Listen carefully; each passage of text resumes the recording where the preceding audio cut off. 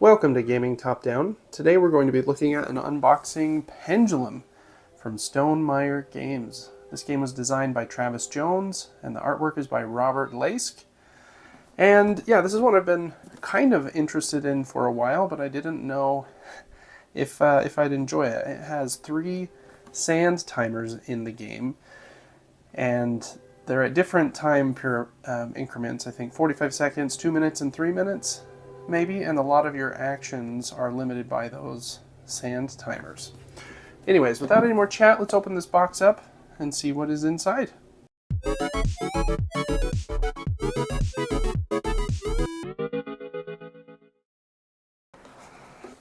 Okay, rulebook is first like usual. Wow, it is surprisingly thick, to be honest. Nice linen finish on the outside pages. Setup, nice big picture, player setup, I guess the basic and advanced sides of the boards, the victory tracks, the different resource types, worker types, timers, rows, and action spaces, worker actions, taking those actions, forgetting about workers, conquer a province, untimed actions, claiming an achievement, council phase, claiming privilege, game end, 2 to 3 player games, removing timers from the game, advanced variant, and explanation of action spaces, and cards. And on the back is an FAQ. Nice big rulebook. A rulebook for the automa or solo opponent here.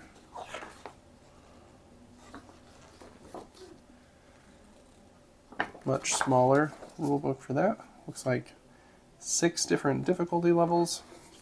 And then a quick reference guide for setup, action overview, game end, and some more details on the back. Cool. Nice big rulebooks. Alright, we got a punch board here. You use this kind of timer if you aren't playing with the real-time mode, where you just slide a little token after everyone is done with all their actions. I've heard that it is helpful for the first round that you play, but after that, generally not recommended. The real-time element is supposed to actually add to the fun here. So, anyways, there's that. A token for the council phase and how it works. And then a bunch of 10... what are these called? They're not books. Maybe they are books. We'll see them in a minute. They're plastic, purple cubes. Cube isn't the right. Plastic tokens, and this cardboard one represents 10 of them. All right, let's move the box for a second so we can set the game board out, which looks bigger than I thought it was going to be, actually. Oh, it's just a 4 panel, not a 6, but still kind of a good size, actually. Alright, there is the top of the board. You got the blue section, the green section, and the black section. I think that's actually purple. And the sand timers will go in these spots here, and then when they're flipped, they'll hop to the other track, and I think you cannot place a worker in a spot that has a timer, so you're kind of locked out of one of the 2 halves of that section of the board while the timer is still there. And here's the bottom of the board. It's a nice feeling board. Looks nice. The iconography is big. After that, we have what looks like player boards, and they are in shrink wrap. So give me just a moment and I will get those open. Shout out to Stonemaier for putting a stiff piece of garbage cardboard in the middle, so that when they were shrink wrapped they will stay flat, because I imagine those would have bent pretty badly without something like that. So cool there. This is a board that goes off to the side, and you can get different cards that can go into your little hand of cards to be played later there. So we'll set that up top. And then there are 1, 2, 3, 4, 5, 6 of these boards. It looks like one is the Automa board. Has a much different layout than the regular player boards, and just black on the back. These have, if you've played Tapestry, another Stonemaier game, these cards have that texturing on the front that you might remember from some of the components in that game, but you can kind of hear it there compared to, you know, a pretty smooth board here. So these are very grippy, at least to a finger. I wonder if the components will slide okay on these tracks and hopefully not get bumped around too easily. All right, then there are 5 for the players. We've got Gamble the Briber, and Gamble the Insurgent is his experienced side. Bulk the Champion, and Bulk the Warmonger. I like that the artwork is mostly the same, like the character looks the same, but just a different kind of color vibe on the advanced side is cool. Lysenia the Implacable, or Implacable? I'm not sure what that word is, to be honest. Just showing my depth of knowledge in English here. Lysenia the Alchemist. Okay, Drenkir the Insidious. He's a cool looking dragon. And Drenkir the Tyrant. And then Masoet the Justicar. It's kind of like a griffin. And Masoet the Pacifist. Cool. And those feel nice. We'll put some pieces on one in a minute. I like this dragon guy, so we'll... Which side? We'll, Tyrant or Insidious? Let's leave it here with the Insidious side. Alright, after that, we've got a nice insert in the box. I like Stonemaier's storage solutions are usually really good, so appreciate that. Lots to look at, I guess. Let's look at the stars of the show here. We've got 3 sand timers. Whoa, this black one, I believe goes fast. Yeah, it's the 45-second one. So you can't see that, I'm sure, but that sand is moving through there very quickly. Wow. Okay. The green one says 2 minutes.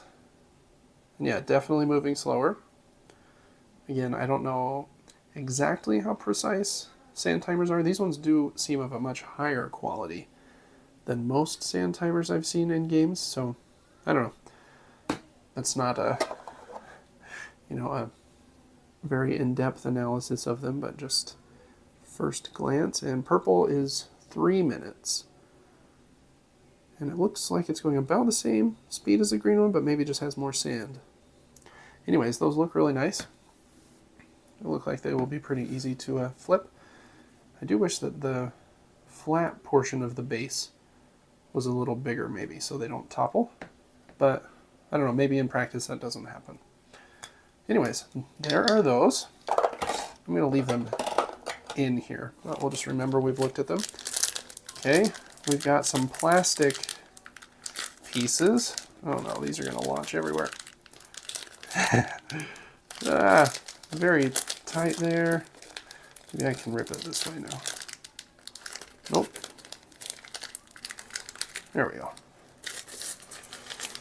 Okay, these are just some pretty standard blue cubes. I think these represent culture. I think there are 3 different resources: military, culture, and gold. I might not be remembering those names perfectly, but the blue one, I believe, is the culture one. There's another bag of those. We won't open that right this minute. A bunch of baggies for these cubes and other things. Okay, we got red ones. Let's see if I can just tear it. Not really. I should have brought my scissors over. There we go. Okay, they're kind of a rustic red-brown. Whoops. 2 bags of those. And if you can't guess, there are also 2 bags of yellow for the gold resource. Didn't tear a big enough hole. There we go. Okay, and there are those ones. Plastic cubes. Pretty straightforward. Okay. Other than those, we have this fancy piece here, which is actually metal. Well, it feels like metal. It's heavy. Looks really cool. This is a special one that sits... where does it sit? I believe it sits, if you can still see this, on the board. You'll have some of these cards here that you can draft. Well, no, these are the objective cards, I think, actually. When you claim an objective, this star will be on one of those cards, and you can either take the reward printed on that card or this currency here. And this currency counts as this victory point track. And there are these 3, red, blue, and yellow as well. But white, you are only eligible to win the game if you took this at least once. So again, it only has 1 spot to move. You only can take it once, but very important part of the game. I can't remember if it's called like your prestige or something similar to that. Your magnanimous works or something, but cool metal piece. Other than that, we've got some discs for those victory point tracks, it looks like, here. And they are a little slippery. Texturing probably helps a little bit, but anyways, there are those. And then, what else do we have in here? Some more plastic pieces. These hexagon shaped ones. You've got these purple hourglass shaped ones. They'll go over here on these spots, and once the 3rd one is knocked off from the hourglass flopping back and forth, that triggers the end of the round.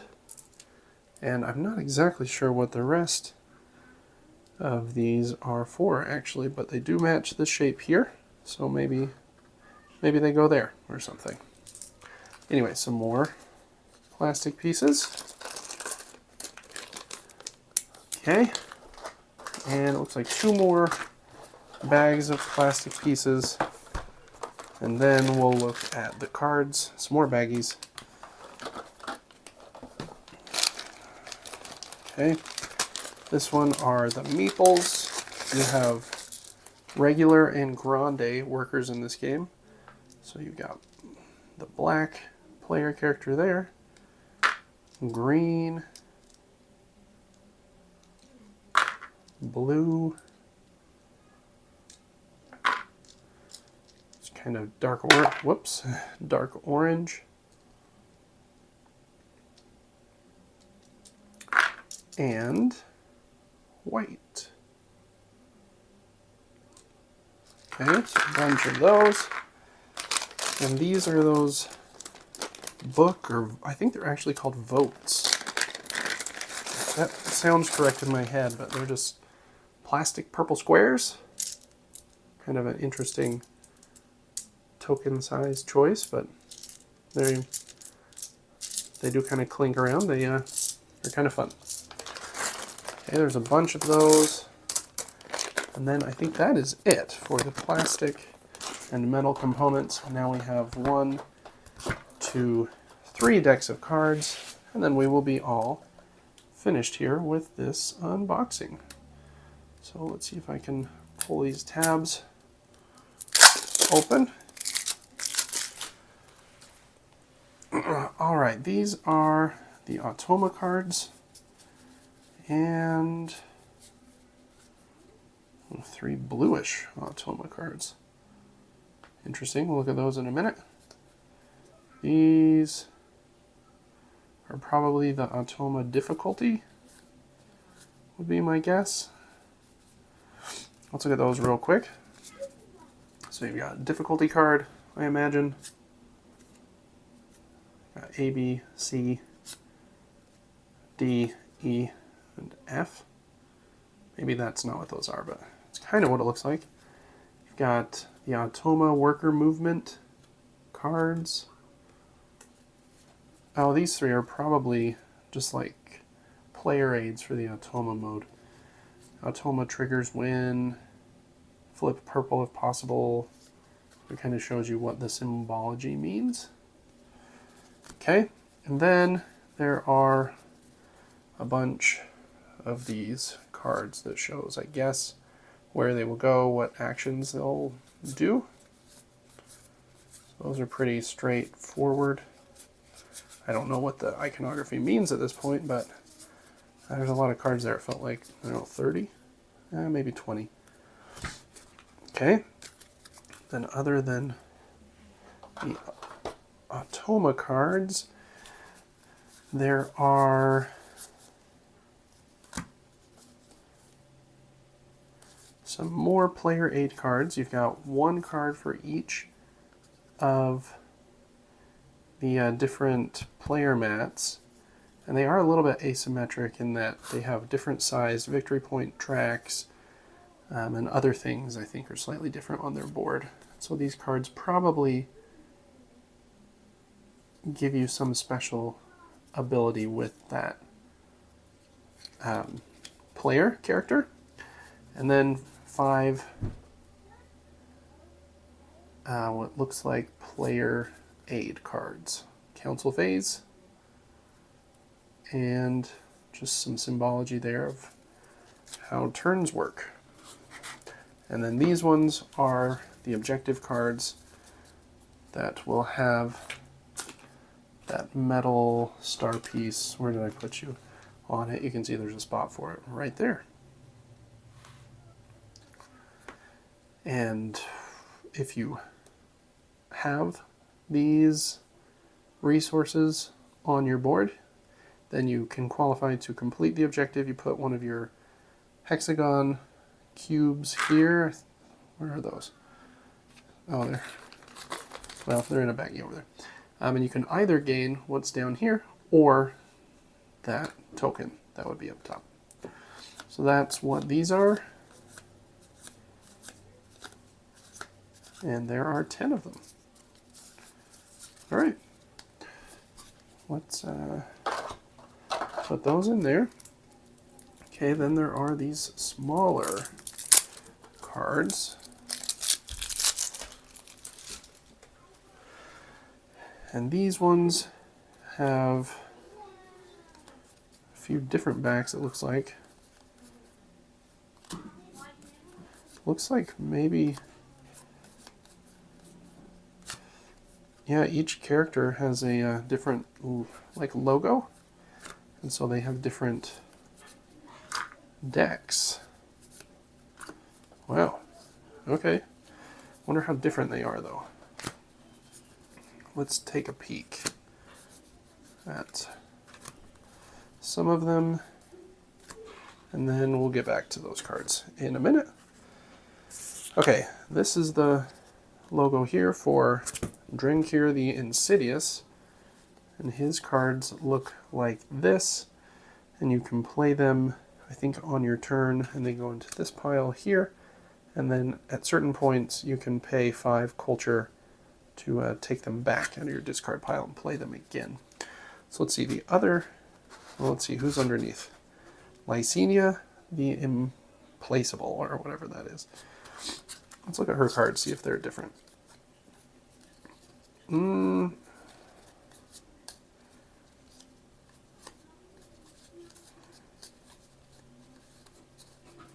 Oh, they are.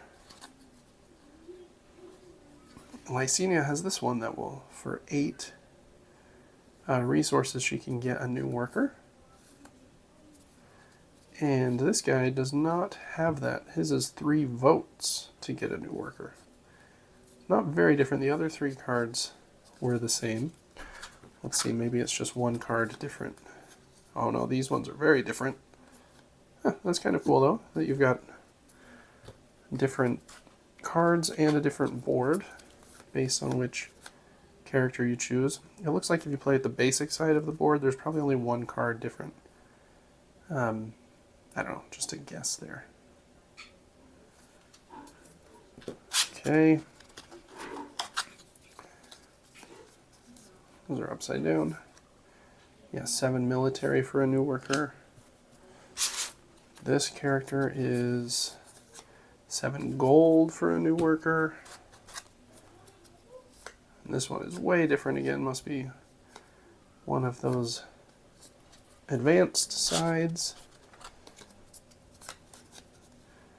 And same with this one probably. Okay, 2 more here.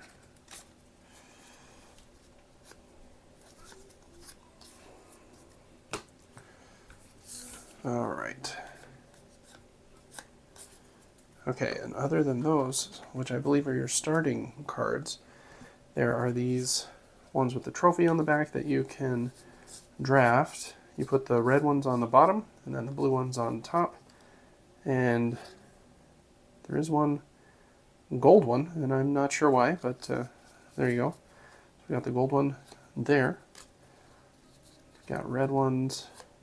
They'll either give you something immediately, or I think the cup symbol lets you take it into your hand. And then again, you can play that card for that action. Spend 5 gold to go up 3 on that victory point track.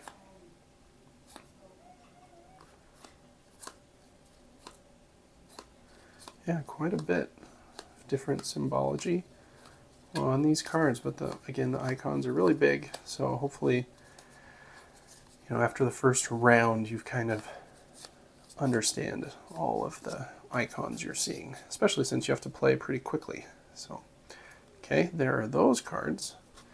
Oh, and the gold one. Okay, and then last up is this deck of cards that are a square shape, which is kind of unusual. Okay, and these, all the cards are nice and linen finished, so just a heads up there. They are nice ones. They all have the same map symbol on the back, it looks like.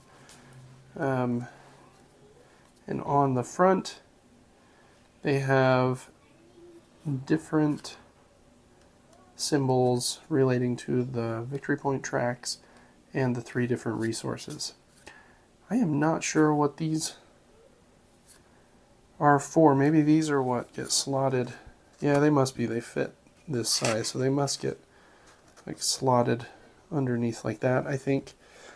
And you kind of are building out your own little tableau of cards that way. Haven't read all of the rules yet, but cool fantasy artwork on these cards as well. I imagine once you're racing against the sand timers, some of that fantasy art is kind of lost in a game that requires thinking on your feet in real time, but who knows. And while we're flipping through these cards, make sure to like this video if you wouldn't mind. It helps me a ton. And if you want to see the rest of my unboxings, playthroughs, and reviews, maybe think about subscribing to the channel. Alright, and that is all of the cards. So that is going to do it for this unboxing of Pendulum from Stonemaier Games. Let me know in the comments if you have played this one. I'd love to hear your thoughts on the game. I know that it was a little bit of a hot topic, and kind of some people liked it and others did not, I think because of that real-time element. So probably depends a lot on if you like real-time in your games, whether you would like this one or not. But I'm excited to try it, see if that is a game mechanism that I enjoy or not. Make sure to check out the rest of the content I have here on the channel. I do other unboxings, reviews, and playthroughs, a weekly gaming podcast, and a monthly giveaway. Thanks so much, and I will see you on the next one. Bye-bye.